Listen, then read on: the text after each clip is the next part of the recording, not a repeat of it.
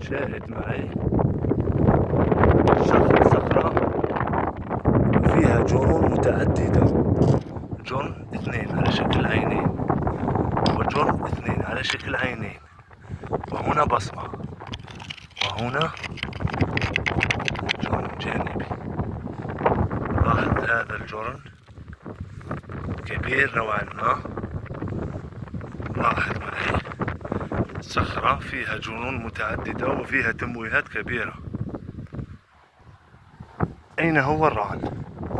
يوجد ران في الصخرة هذه كاملة، ولكن أين هو؟ انظر، الجنون متعددة، جنون دائري، جنون عميق، فيها جنون كبيرة،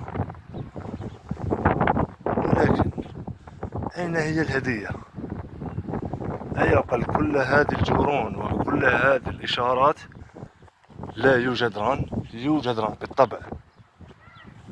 لاحظ معي هذه كلها إشارات، هذه إشارات لا تعني الران. نحن لاحظ معي هذا الجرن عينين، ران اثنين، فيها اثنين رانات، زوج رانات في الصخرة هذه. شاهد معي هذا الجرن نفس الجرن اللي في الوسط بين العينين، وشاهد معي هذا الران الأول وهذا الران الثاني منحوت نحت.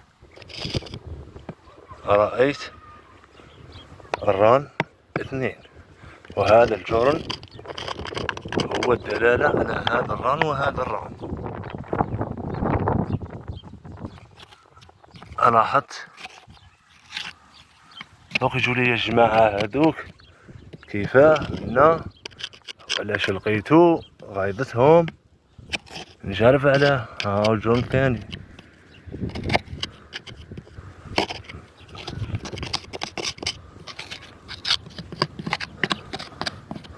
لاحظ معي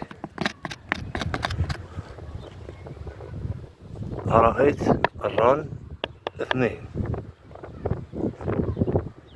صخرة فيها تمويهات كبيرة. يبان لك هذا هو الران، يبان لك هذا هو الران، ولكن ليس هذا الران وليس هذا ران. وفيها إشارات كبيرة، جرون متعددة لا تعد ولا تحصى، ولكن مع قناص الإشارات يأتي لكم دائما بالهدية. إذا عجبك الفيديو ما تنساش اللايك والاشتراك في القناة باش يوصلك كامل جديد، وإن شاء الله بربي. وهذه الهدية والآخر هذه بإذن الله أنا نعطي لك في التحليل تاعي برك، وهذا كله بإذن الله.